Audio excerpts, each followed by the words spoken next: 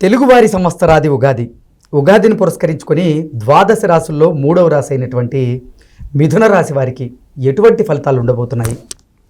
ఆదాయ వ్యయాలు ఎలా ఉండబోతున్నాయి? రాజ్యపూజ్యం అవమానం పరిస్థితి ఏంటి? అసలు మిథున రాశి వారికి ఉగాది నుంచి ఎటువంటి ఫలితాలు ఉండబోతున్నాయి అనేది మనం ఈరోజు తెలుసుకునేటువంటి ప్రయత్నం చేద్దాం. ప్రస్తుతం మనతో పాటు ఉన్నారు ప్రముఖ ఆధ్యాత్మికవేత్త, ప్రముఖ జ్యోతిష్య వాస్తుశాస్త్ర నిపుణులు జేఎస్ శాస్త్రి గారు మనతో ఉన్నారు. వారితో మాట్లాడదాం. గురుగారు నమస్తే అండి. నమస్కారం. గురువుగారు, ద్వాదశ రాశుల్లో 3వ రాశి అయినటువంటి మిథున రాశి వారికి ఉగాది నుంచి ఎటువంటి ఫలితాలు ఉండబోతున్నాయి అంటే ఏం చెప్తారు గురుగారు?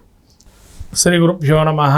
శ్రీ మహాగణాధిపతయ నమః. శ్రీ మహాసరస్వత్యై నమః. హరి ఓం శ్రీమాత్రే నమః. మనకు ద్వాదశ రాశుల నిత్య జీవితంలో ప్రతినిత్యం కూడా మనం చేసుకోవాల్సినవి ఏంటంటే గ్రహాల యొక్క అనుగ్రహం పొందుతూ తద్వారా జీవితంలో ఉన్నటువంటి ఇబ్బందుల నుంచి బయటపడుతూ ఉంటాం. అలా ప్రతి సంవత్సరం మనకు ఉగాది అని చెప్పి మనకు పండగ నిర్ణయం చేశాం. అలా బ్రహ్మదేవుడు కూడా ఈ విధంగా ప్రతి ఉగాదిని, యుగాది అంటే ఆది నుంచి ఇక్కడ ప్రారంభం చేశారు, సృష్టి ఆది అది ప్రారంభం అని చెప్పబడింది. అలా సృష్టి ఆది ప్రారంభం నుంచి మనం ద్వాదశ రాశులు వ్యక్తిగత జీవితాల యొక్క ద్వాదశ రాశులు కానీ, అట్లాగే ఈ ద్వాదశ రాశులతో పాటు మనకు స్థానికంగా ఉండేటువంటి రాష్ట్ర తర్వాత కేంద్ర ప్రభుత్వాలు, అట్లాగే ప్రపంచంలో యొక్క ఏ విధి విధానాలు ఉంటాయి, తర్వాత ప్రపంచానికి మనకు ఉండేటువంటి సారూప్యాలు విధానంగా ఇవన్నీ కూడా తెలుసుకోవాల్సినటువంటి ఏకైక పండగగా ఉగాదిని పెట్టుకున్నాం. ఈ ఉగాది నుంచి మనకు ఏ విధంగా మనం ముందరకు వెళ్ళచ్చు, వ్యాపార రంగంలో కావచ్చు, లేదా తన వృత్తి చేసేటువంటి వృత్తిలో ఎటువంటి మెలకువలు వెళ్ళాలి, తన వ్యక్తిగత జీవితంలో ఏ విధంగా ముందరకు వెళ్ళాలి అనే ఒక చిన్న సారాంశభూతంగా ఒక సంకేతంగా మనకు జ్యోతిష్ శాస్త్రం చెప్పబడుతుంది. తదుపరి అట్లా జ్యోతిష్ శాస్త్రం చెప్పడం వల్ల సంకేతంగా మనకి ప్రతి విషయంలో మనం ఏ విధంగా ముందు చూపుతూ ఉండాలి, తద్వారా మనం ఏమి అవలంబిస్తే వాటి నుంచి మన పరిష్కార మార్గాలు దొరుకుతాయనేదే చెప్పబడుతుంది. కాబట్టి ఇలా మనం ఉగాది యొక్క పురస్కరించి విశ్వవసునామ సంవత్సరం అంటారు దీన్ని. ఈ విశ్వవసునామ సంవత్సర ఉగాది అనువత్సరం అని పేరు దీనికి. ఈ యొక్క ఉగాది విశ్వవసునామ సంవత్సరం ఉగాదికి ప్రత్యేకంగా ప్రజాపతి అధిష్టాన దేవత, ఈ యొక్క అధిష్టాన దేవతగా ప్రజాపతి. ఈ ప్రజాపతి ఎవరంటే బ్రహ్మ కుమారులు 9 మంది ఉంటారు, వాళ్ళు ఈ ప్రజాపతి అని చెప్పి అంటారు. వాళ్ళు ఇక్కడ అధిష్టాన దేవతలు ఈ సంవత్సరానికి. వీళ్ళ వల్ల ఏంటయ్యా అంటే సృష్ట్యాది కార్యక్రమాలకి సంబంధించి ఇంకా నూతనమైనటువంటి కొన్ని మనం సంఘటనలు, విషయ పరిజ్ఞానాలు చూస్తామని, తర్వాత నూతనంగా కొన్ని విధానాల్లో మార్పులు రావటం, తర్వాత ప్రజలకి ఎటువంటి రీతిలో ప్రజాపాలన అందుతుంది అనే దాని గురించి కూడా ఈ ప్రజాపతి నామ సంవత్సరంలో కొంత వ్యతిరేక భావనలు ఉండటం, ఇవన్నీ కూడా మనం చూస్తుంటాం. అయితే ముందుగా మనము ఈ యొక్క ద్వాదశ రాశి ఫలితాలు చెప్పుకుందాం. ముందుగా మిథున రాశి యొక్క పరిస్థితి మనం విశ్వవసునామ సంవత్సరం ఉగాదిలో ఈ యొక్క మిథున రాశి వారి యొక్క నక్షత్రాదుల్లో మృగశిర నక్షత్రం 3-4 పాదం, అట్లానే ఆరుద్ర నక్షత్రం 4 పాదాలు, పునరుసు నక్షత్రం 1-2-3 పాదాలు ఈ యొక్క మిథున రాశికి చెందినవి. ఈ యొక్క మిథున రాశికి సంబంధించి మనము ఆదాయ వ్యయాలు చూసినట్టయితే ఆదాయము మనకు 14, వ్యయం 2, రాజ్యపూజ్యం 4, అవమానం 3. ఈ రకమైనటువంటి ఆదాయాన్ని మనం చూసినట్టయితే ముఖ్యంగా 14 ఆదాయం, వ్యయం 2 ఉంది. అంటే అత్యధికంగా వీళ్ళు ఆదాయ వనరులు ఏర్పాటు చేసుకోవటం కానీ తగ్గించుకోవడం, ఖర్చులు దుబారా తగ్గించుకునే ప్రయత్నం చేస్తున్నారు. చాలా మంచిదైన విషయం వీళ్ళకి ఇది. ఎందుకంటే కొంతమంది ఆదాయం వచ్చినా కూడా ఖర్చు పెట్టే వాళ్ళు ఉన్నారు. వీళ్ళు ఆదాయం వచ్చినా ఖర్చు పెట్టకుండా మితంగా ఖర్చు పెట్టుకునే పరిస్థితి ఉంది. అది వీళ్ళకి చాలా వరకు మంచి ఉపయోగకరమైనటువంటి ఉత్తరోత్తర వీళ్ళకి ఒక గ్రహస్థితి మనం తెలుసుకుందాము. మిథున రాశి వారి గ్రహస్థితి కూడా.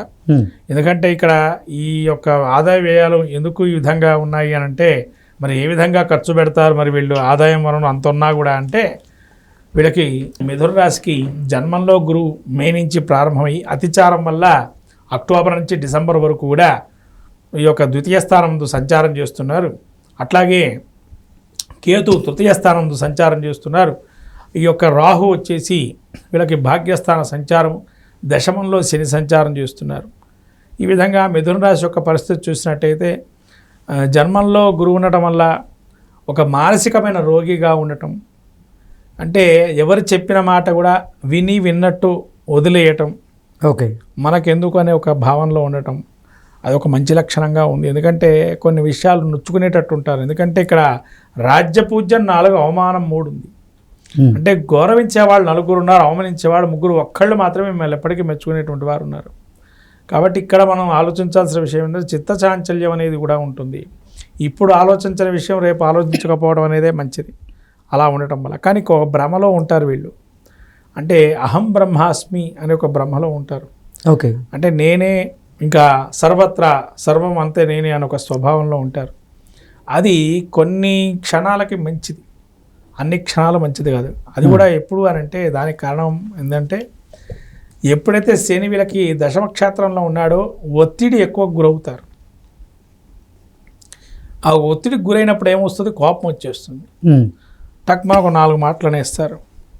ఆ కోపంలో అండేటువంటి 4 మాటలు వాళ్ళకి ఒక శాపాలుగా మారి ఉద్యోగాలు పోయే పరిస్థితి వస్తుంది. కాబట్టి ఉద్యోగస్తులు చాలా జాగ్రత్తగా ఉండాలి. ఓకే, వ్యాపారస్తుల పరిస్థితి ఎలా ఉంది గురుగారు? ఆదాయం ఉందని చెప్పి ఉద్యోగస్తులు కొంత మితంగా మాట్లాడడం నేర్చుకోవాలి. వాత్కాఠిన్యం పనికిరాదు, పౌరుషం ఉందని పనికిరాదు. ఇది ప్రధానంగా వీళ్ళకి ఈ ఉగాదిలో చెప్పవలసినటువంటి పాయింట్. తర్వాత ఉద్యోగస్తులతో పాటు వృత్తి వ్యాపారాలు చేసేటువంటి వారు ఉన్నారు. వృత్తిరీత్యా వ్యాపారాలు చేసేటువంటి వారికి కొంత అనుకూల అంశం ఏంటంటే ఒక 3 నెలల పాటు గురువు వీళ్ళకి ద్వితీయ స్థానంలో ఉంటాడు. అది అనుకూలమైనటువంటి అంశంగా గోచరిస్తుంది.